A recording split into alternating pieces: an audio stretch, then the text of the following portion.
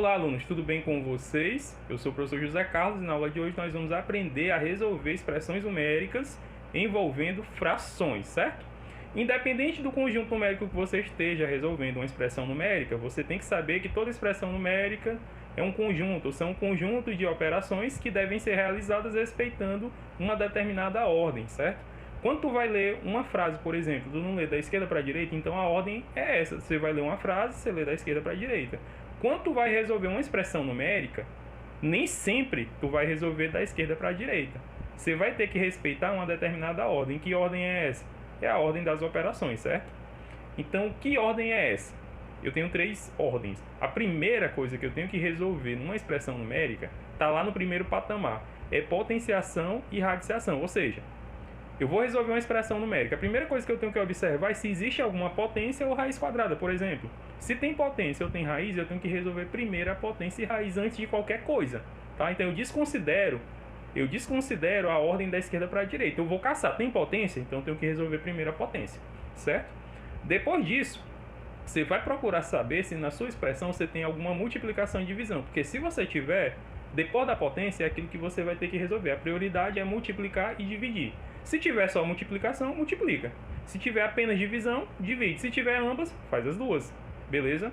E por último, é que eu vou poder somar ou subtrair duas ou mais frações. Beleza? Então a adição e a subtração estão no mesmo patamar, que é na terceira ordem. Então sempre que eu for resolver alguma expressão numérica, eu tenho que obedecer essa ordem, beleza? Então vamos ver aqui o primeiro exemplo. No primeiro exemplo nós temos aqui, ó, 12 centésimos mais 3 50avos menos 3 25avos. Observe que essa expressão numérica ela é simples. Ela é formada de apenas duas operações, que é a adição e a subtração. Nesse caso, gente, não vai ter problema que a ordem eu possa adotar da esquerda para a direita. Por quê? Porque ambos, a adição e subtração, estão no mesmo patamar. Ó. A adição e subtração é o que eu vou fazer por último. Aqui, como não tem outra operação além delas duas, então eu posso resolver adotando a ordem da esquerda para a direita. Porque tanto faz eu somar ou começar subtraindo, o resultado vai dar o mesmo. Então, para que não haja complicações ou confusões, a gente vai adotar a esquerda para a direita, porque ambos, a adição e subtração, estão no mesmo patamar. Se, por exemplo, eu tivesse aqui, no lugar dessa subtração, uma multiplicação, aí eu teria que multiplicar primeiro para depois somar, certo? Então, gente, lembramos que para você somar ou subtrair duas ou mais frações, o que é necessário? Qual é a condição? Que os denominadores sejam iguais. E aí eu te faço a pergunta, aqui nessa adição e na subtração, os denominadores são iguais? Não. Então, nesse caso, o que é que eu vou precisar fazer? Escrever frações equivalentes às iniciais, de modo que cada fração que as frações equivalentes tenham o mesmo denominador. Para isso, nós aprendemos que existem duas maneiras de você fazer isso, tá? Mas nós vamos utilizar apenas uma, que é o que a gente já vem utilizando na semana, que vai ser o cálculo, vai ser o método do cálculo do MMC. Então nós vamos pegar aqui os denominadores diferentes, 150 e 25, e vamos calcular o MMC de 150 e 25. O MMC vai ser calculado pela decomposição em fatores primos. Então tá aqui, ó, 150 e 25, primeira coluna, segunda coluna, terceira coluna. Gente, na decomposição eu só posso utilizar na divisão sucessiva os números primos. Então tá aqui, ó, 2, 3, 5, 7, 11, 13. É claro que são infinitos, continua, né? Mas aqui são os primeiros, né? Os que a gente vai precisar. Lembra que o único número primo que é par é o 2. Então, se você tiver algum número par, você tem que dividir por 2. Então, vamos começar aqui o processo, gente. Então, você inicia fazendo aquela velha pergunta, né? Entre 150 e 25, existe algum número par? Sim, né, gente? O 100 e o 50, eles são números pares. O 25 não é, mas 150 é par. Se é par, a gente vai ter que começar o processo dividindo por 2. 100 dividido para 2, 25. Opa, 100 dividido para 2, desculpa, 50. 50 dividido por 2 é que vai dar 25. E 25 dividido por 2, é claro que o número ímpar não é divisível por um número par. Então, se 25 não é divisível por 2, então o que é que você vai fazer com 25? Você vai repetir, certo? Depois que você começou a primeira divisão, você olha para os resultados e faz novamente a pergunta. Existe algum número par entre 50, 25 e 25? E a resposta é sim, tem um número par ainda que é o 50. Então, se você tiver pelo menos um número par, você vai ter que continuar dividindo por 2. 50 dividido para 2, 25. Nós já sabemos aqui que 25 não é divisível por 2. Então, o que é que nós vamos fazer aqui na segunda e na terceira coluna? Nós vamos repetir, ó. 25 repetiu, 25 repetiu. E aí você dividiu a segunda vez e encontrou os resultados 25, 25, 25. Tem algum número par ainda?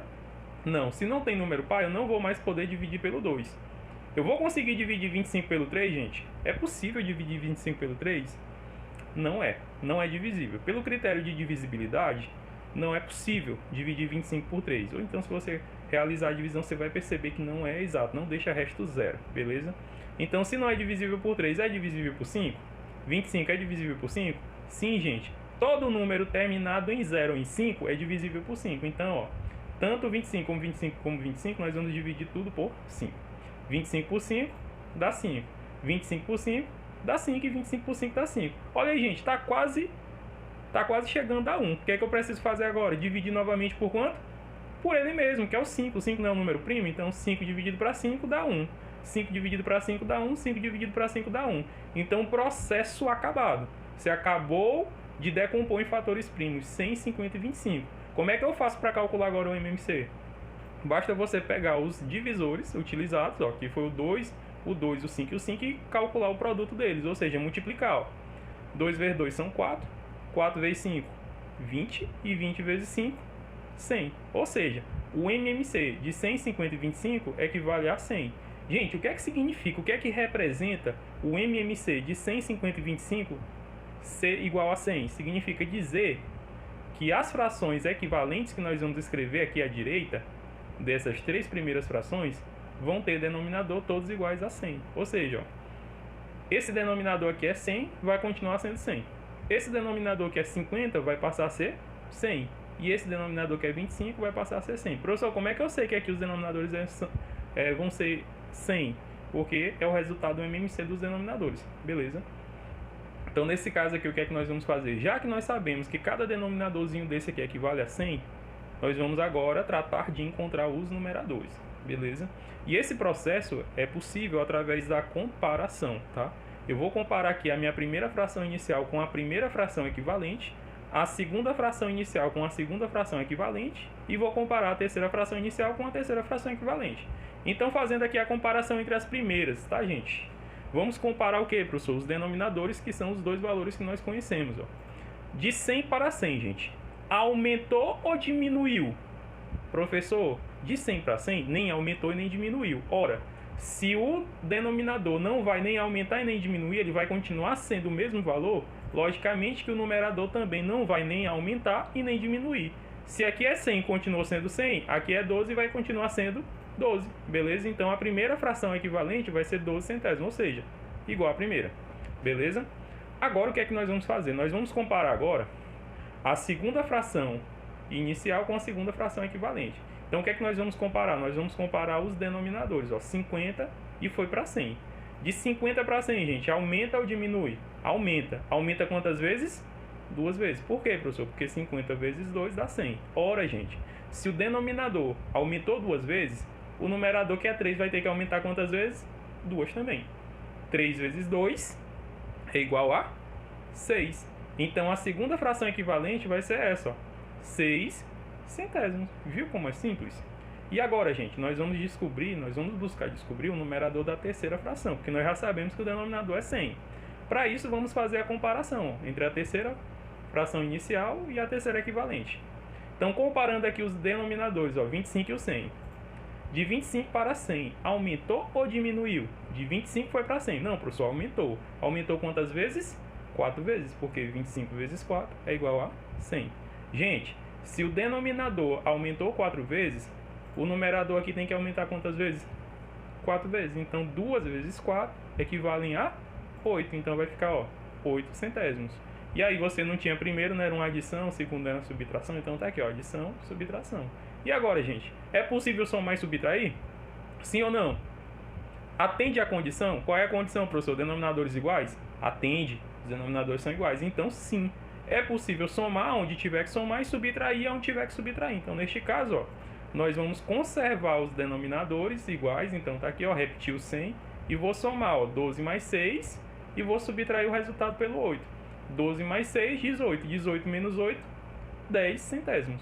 Beleza, gente? Então, vamos ver agora aqui o nosso segundo exemplo, tá?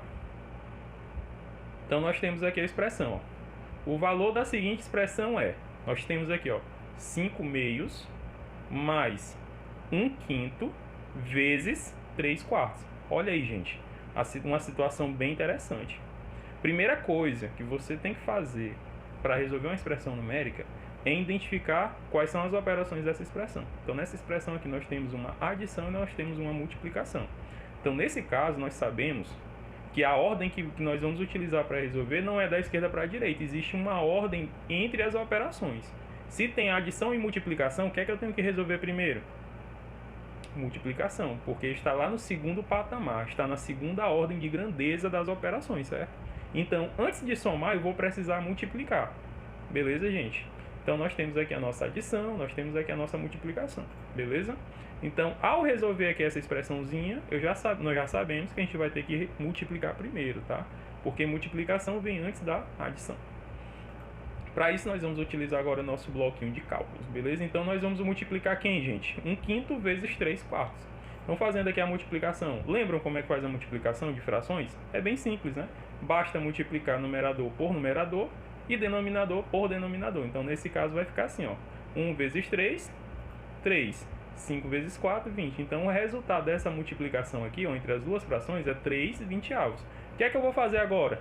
No lugar dessa multiplicação, eu vou escrever o resultado da multiplicação, que é 3/20. Ou seja, vou repetir a primeira parcela, porque eu não vou somar. A gente não somou, a gente começou pela multiplicação. Então, repete isso daqui, ó. 5/2. E no lugar da multiplicação, a gente põe o resultado, que é 3/20. Certo? Viu como é simples? E agora, gente? Para resolver a expressão, já que nós já fizemos a multiplicação, tá faltando o que agora? Sobra qual operação? A adição.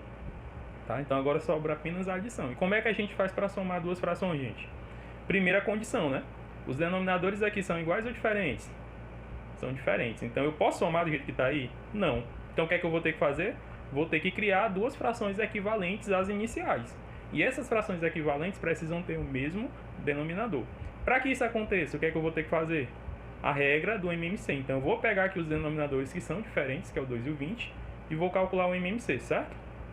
E o MMC de 2 e 20 vai ser calculado pela decomposição em fatores primos. E aí, gente, vamos lá decompor.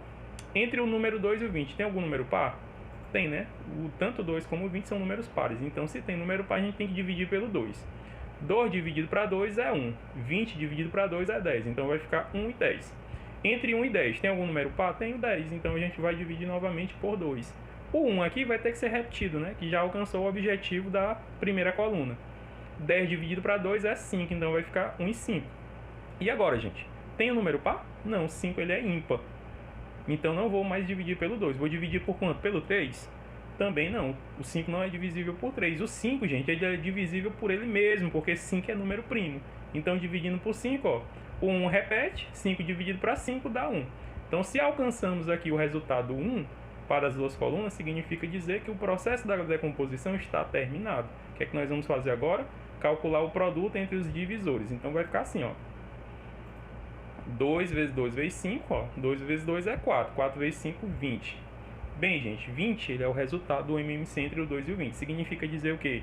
Que as frações equivalentes que nós vamos construir possui 20 como denominador. Ou seja, ó, as duas frações equivalentes aqui vai ter o 20 e aqui vai ser 20. Significa dizer o quê? Ó?